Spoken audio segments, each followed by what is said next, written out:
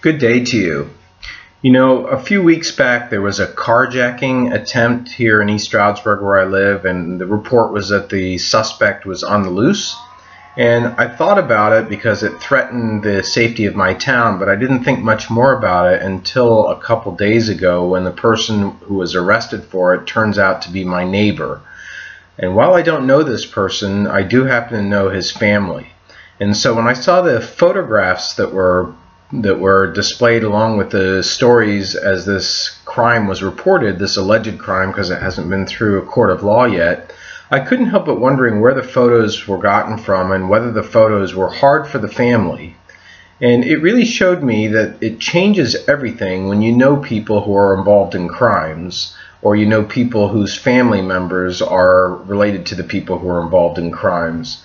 And it made me wonder what went into the thought process behind choosing the photographs that went along with the stories. Were the photographs just simply grabbed from Facebook?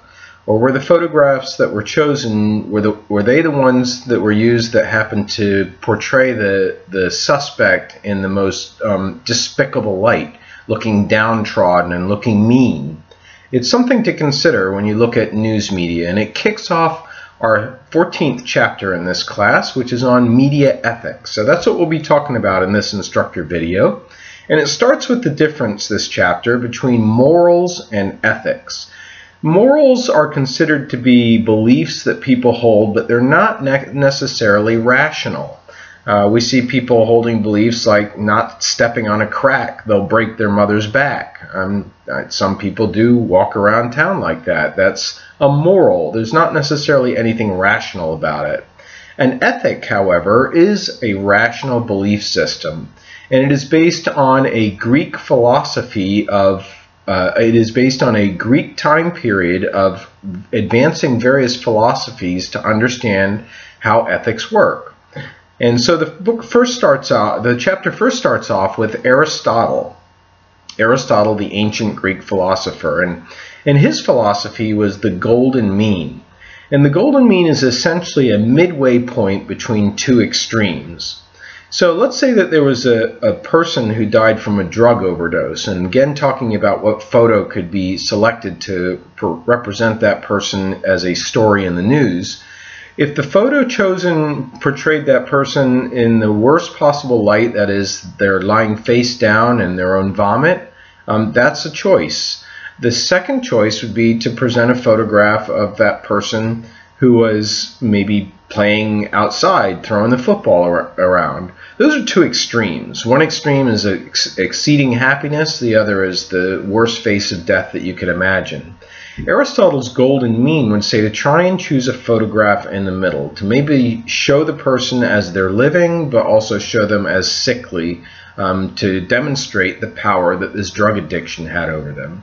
That's what the golden mean is all about. It's not an average, it just happens to be a midway point between two extremes in deciding what to put into the media. The next philosophy that was discussed jumps ahead quite a few hundred years, and it jumps ahead to what is referred to as Kant and the categorical imperative. Kant was a German philosopher, and he was concerned with having ethics that would be dependent upon a situation, which he did not like. He believed that ethics should apply no matter what the situation is. So no matter what the consequence is, if your ethic is what you're following as a categorical imperative, then you are acting ethically. So let's say, for example, that the media are wanting to cover a new diet drug, a drug that helps people lose weight. And even though this drug also tends to cause other health problems for people, it makes them jittery, it makes their heart speed up, it makes their blood pressure increase, they still are able to lose weight. And so do you carry this kind of a photo in your news story? If you believe that what you're doing is to provide the public with the best information possible, no matter whether that information is going to be harmful or hurtful, well, Kant's categorical imperative says that that's exactly what you would do. The imperative is to provide factual information to the public, no matter what the consequence, even if people as a result become unhealthy. That's Kant's categorical imperative. It's not about the consequence of the action, it's about the action itself. Now we go on to the next philosophy, which is what is operating perhaps the most in our media, and that is the principle of utility, as advanced by John Stuart Mill. The principle of utility essentially says that the greatest good should be pursued for the greatest number of people. The greatest good for the greatest number of people. So now we can actually see how this operates in media content. When we look at a primetime television show that's also a comedy, we can find that this comedy is going to have elements in it that are trying to get the biggest audience possible, which would be a measure of achieving the greatest good for the greatest number of people. And so when the producers of the show put the show together, they're going to scale back jokes that are too racy, too edgy, too discriminatory, too offensive to religions, too offensive to people's patriotism, and they're going to have jokes that maybe are more slapstick humor, that's physical comedy, or they're going to have jokes that are more about sarcasm, or they're going to have jokes where you've been set up to expect one outcome and it's a surprise that comes your way instead. These jokes are less risk-taking than making fun of a person's ethnicity, for example.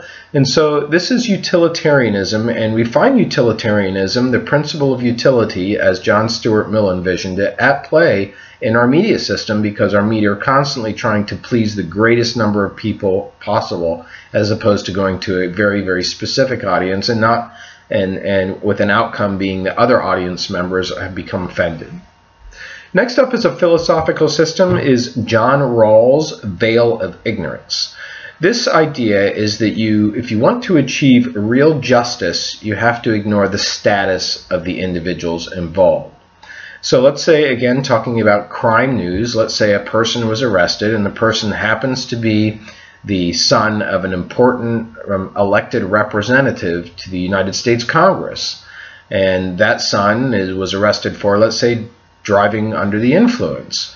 When you go to report on this situation, you have to ignore the fact that this son is a member of a family who is an important elected official to Washington. So that you cannot hold back on reporting who the elected official of Washington is. You cannot hold back on where the person lives. You cannot hold back on the access that this person had to alcohol. These are news reporting items that need to be included, and the way that you include them is by ignoring the status, because if you pay attention to the status, you may be a little bit afraid as a reporter that you're going to get a phone call from the representative or the representative's lawyers, and you're not going to end up reporting on the person the same way as if that person did not have this kind of status.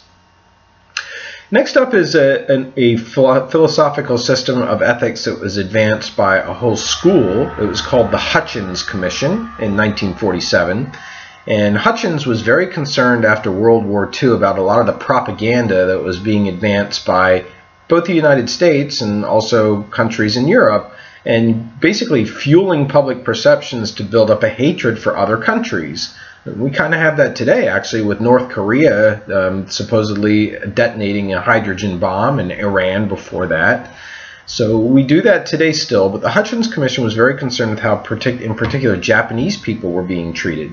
And so what the Hutchins Commission decided to do was to advance a new philosophy called social responsibility. And the social responsibility philosophy has a bunch of items to it of how people should behave, like presenting both sides to an opinion, or making sure that the average citizen has a voice, or making sure that there is plenty of room for comment within media reports.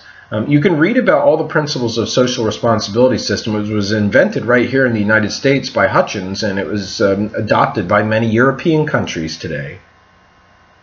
Then finally we come to the last philosophical system, the Bok Model.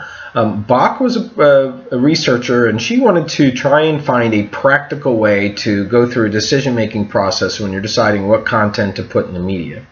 And so she has a three-stage process where you first consult your conscience, secondly, you try to seek alternatives to what you would be doing, and third, you try to hold an imaginary dialogue.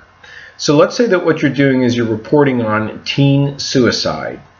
And you want to decide whether you should do that because you don't want teens to copy If they find out that some of their schoolmates have taken their life, then maybe it becomes just slightly more of a viable option for teens. And yet you don't want to also ignore the problem if there is somewhat of an epidemic going on. And so what do you do in that situation? You consult your conscience, and if your conscience is to report this information, then you report it. But how do you report it? You seek alternatives. Do you not name victims that have just perished? Is that a way that you are seeking alternatives? And before you do any of that, think about what you would tell the parents of a person who's had a teen who's committed suicide when they see that news report in the media, and then how would that affect how you create that report? That is the Bok Model. You have a conscience-seeking exercise, you then seek alternatives, and then you hold imaginary dialogue. Now let's move on now, as the chapter does, to talk about the broad subject of ethics and news, and there are 5 different dimensions that we want to consider in talking about how news has to go through some ethical obstacles, and one is the standard of truthfulness.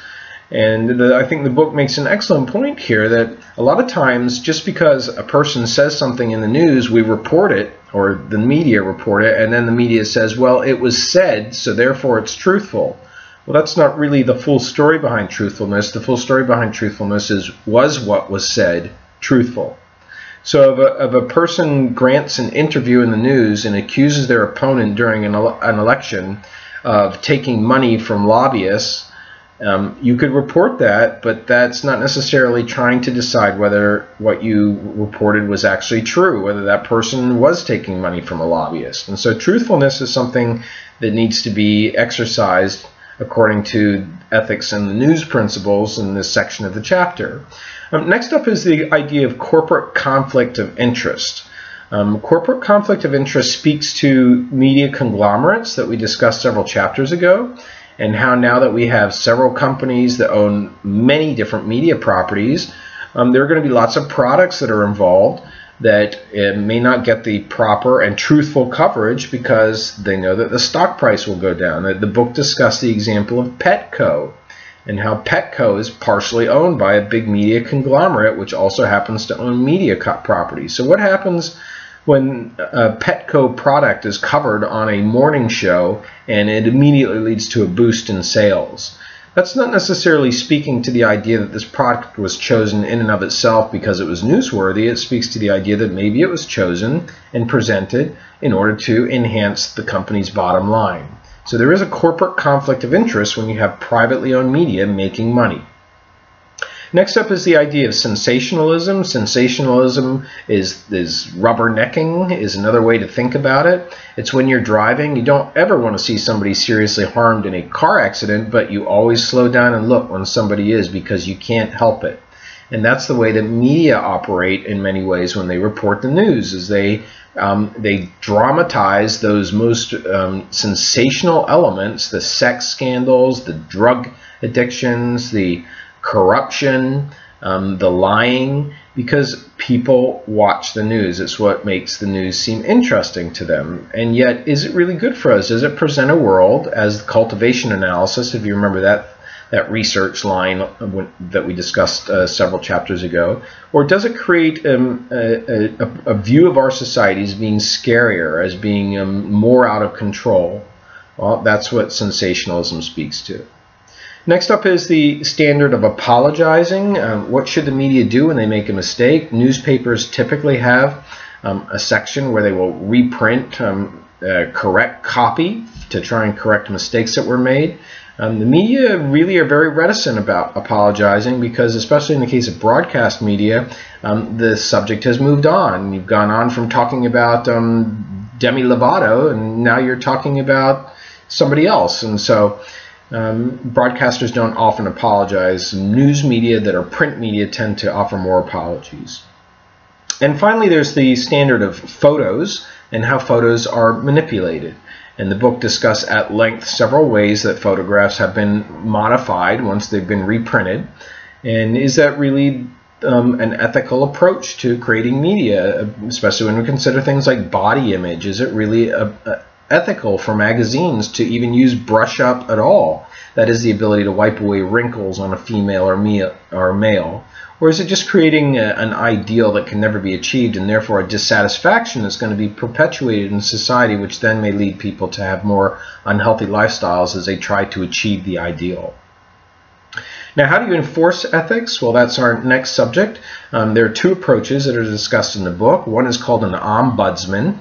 An ombudsman is a position held within a newspaper company or a radio station or a TV station that fields complaints from consumers, especially if they feel that they were not covered correctly and not portrayed in an accurate light. And this ombudsman can make a ruling that then the newspaper has agreed to abide by, or the radio or the TV station has agreed to abide by. It's kind of an impartial judge is what an ombudsman is.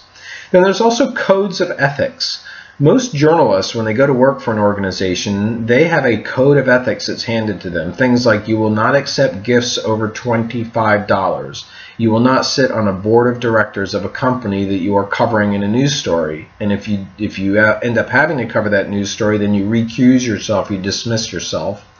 There's a bunch of ethical codes that are out there amongst professional associations, and most journalists who go to work for companies reporting the news will follow these codes.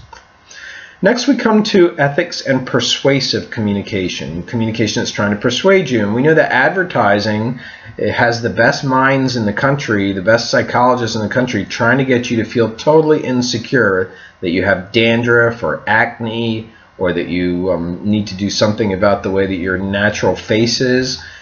These were what a lot of companies spend their time trying to do to get you to purchase something, and that creates a lot of conflict about whether advertisers are really playing fair or whether they're exploiting human frailties that we all have. Then there's also the idea of truth in advertising. If you say that something is free, it has to be completely, totally free. You cannot have some kind of back-end agreement that a person has to pay a $100 entry fee, or it's free only if they purchase something else. No, truth in advertising refers to being absolutely accurate. And then finally, there's the dimension of advertising and media control. And that is a subject that we've discussed also in this class, and it speaks to whether advertisers really have control over the content or whether the editors have control over the content. We know in newspapers, advertisements are laid out before any of the stories are. We know in TV and radio that plots of stories are structured around that break that comes every 8 minutes where you have to go to advertisements. And so that will continue to be a subject of discussion in the media because most of our media are advertising based. And then finally, we have the subject of ethics in public relations. Public relations has, as we noted when we discussed that subject, tried to elevate its standing, which is not always seen as a good standing, and it's tried to do that by developing standards. Here at East Stroudsburg University, we have a Public Relations Student Society of America Club, PRSSA, which follows ethical guidelines and tries to get at this whole dimension of whether you are there to serve the client or the public. That is, if you're hired by a company or an organization to present the best face, and that sometimes involves hiding things like your track record with the pollution of the environment, is that really serving the public? There's a whole set of ethical guidelines to help you sort that out. So that will wrap up our chapter on media ethics. I hope you have a great day.